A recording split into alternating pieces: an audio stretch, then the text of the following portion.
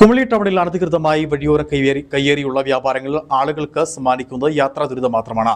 കൊളുത്തുപാലം മുതൽ holiday home വരെയുള്ള ഭാഗത്താണ് കൂടുതലായി അനധികൃത വഴിയോര വ്യാപാര സ്ഥാപനങ്ങൾ പ്രവർത്തിക്കുന്നത്.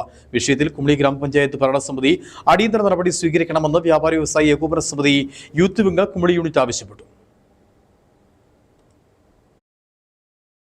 കുമളി ടൗണിലെ തിരക്കേറിയ ഭാഗത്തെ നടപ്പാതകൾ കയറി നിർമ്മിച്ചിരിക്കുന്ന താൽക്കാലിക കടകൾ യാതൊരു മാനദണ്ഡങ്ങളും പാലിക്കാതെയാണ് പ്രവർത്തിക്കുന്നത്.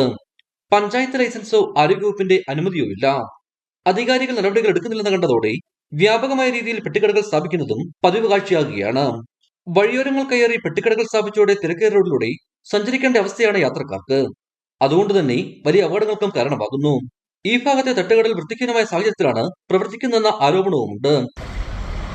താൽക്കാലിക തട്ടുകടകളുടെ പേരിൽ സ്ഥാപിക്കുന്ന ഈ കടകൾ സീസൺ കച്ചവടത്തിൻ്റെ പേരിലാണ് സ്ഥാപിച്ചതെങ്കിൽ അതെല്ലാം കഴിഞ്ഞതിന് ശേഷവും പൊളിച്ചു നീക്കാതെ പുതിയ പുതിയ കടകൾ സ്ഥാപിക്കുന്ന ഒരു പ്രവണതയാണ് കണ്ടുവരുന്നത്.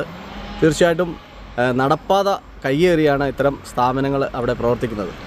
അടിയന്തരമായി പഞ്ചായത്ത് അധികൃതരും അതുപോലെ തന്നെ NHന്റെ അധികാരികളും ഇടപെട്ട് ഇത് പൊളിച്ചു നീക്കി കുമളി ഗവൺമെൻറ് ആശുപത്രിയിലേക്കും അതുപോലെ തന്നെ ആ മേഖലകളിലുള്ള വ്യാപാര സ്ഥാപനങ്ങളിലേക്കൊക്കെ കടന്നു വരുന്ന ആളുകൾക്ക് സഞ്ചരിക്കാവുന്ന തരത്തിലേക്ക് ആ ഫുട്പാത്ത് സംരക്ഷിക്കണമെന്നാണ് ആവശ്യപ്പെടുവാനുള്ളത്.